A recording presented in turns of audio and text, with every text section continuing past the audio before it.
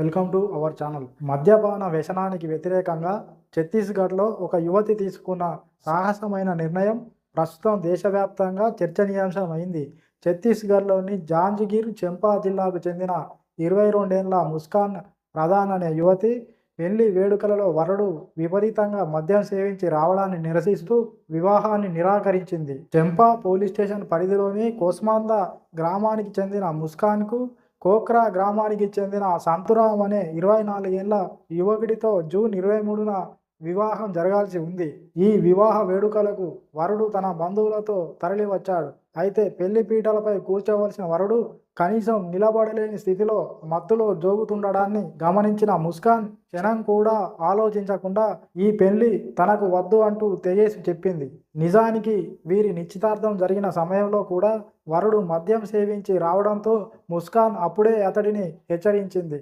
ఆ సమయంలో వరుడు ఇకపై తాను మద్యం జోలికి వెళ్ళనని సంతురామ్ ఒట్టు పెట్టుకున్నాడు. కానీ జీవితంలో అత్యంత కీలకమైన పెళ్లి రోజున కూడా అదే తప్పును పునరావృతం చేయడంతో ముస్కాన్ ఈ కఠిన నిర్ణయాన్ని తీసుకుంది.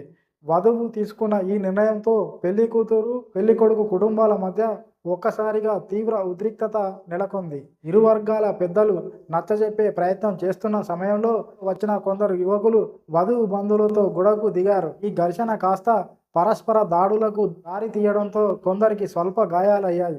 సమాచారం అందుకున్న చెంపా పోలీస్ స్టేషన్ ఇన్స్పెక్టర్ తన బృందంతో కళ్యాణ వేదికకు చేరుకొని పరిస్థితిని అదుపులోకి తెచ్చారు. ఈ గొడవ అనంతరం జరిగిన పంచాయతీలో పెళ్లి ఖర్చుల నిమిత్తం వధువు కుటుంబానికి 3 లక్షల నష్టపరిహారాన్ని ఇచ్చేందుకు వరుడు తరపు వారు అంగీకరించారు. 10వ తరగతి వరకు చదువుకున్న ముస్కాన్ తనకు ఈ పెళ్లి ఇష్టం లేదని, భవిష్యత్తులో ఇంకా పై చదువులు చదువుకోవాలని ఉందని మీడియాకు స్పష్టం చేసింది. కాగా మద్యపాన వ్యసనానికి వ్యతిరేకంగా ధైర్యంగా నిలబడిన ముస్కాన్ ప్రధాన్ను జాంజ్గిరి చంపా జిల్లా పోలీస్ సూపరింటెండెంట్ విజయ్ కుమార్ పాండే గురువారం తన కార్యాలయంలో సామాజిక కార్యకర్తలు, మహిళా ప్రతినిధుల సమక్షంలో ఘనంగా సన్మానించారు. వైవాహిక జీవితంలో బాధ్యత, పరస్పర గౌరవం, మంచి ప్రవర్తన ఎంత ముఖ్యమో ఈ ఘటన సమాజానికి బలమైన సందేశాన్ని ఇచ్చిందని ప్రస్తుతం స్థానికులు సైతం ముస్కాన్ ధైర్యాన్ని అభినందిస్తున్నారు.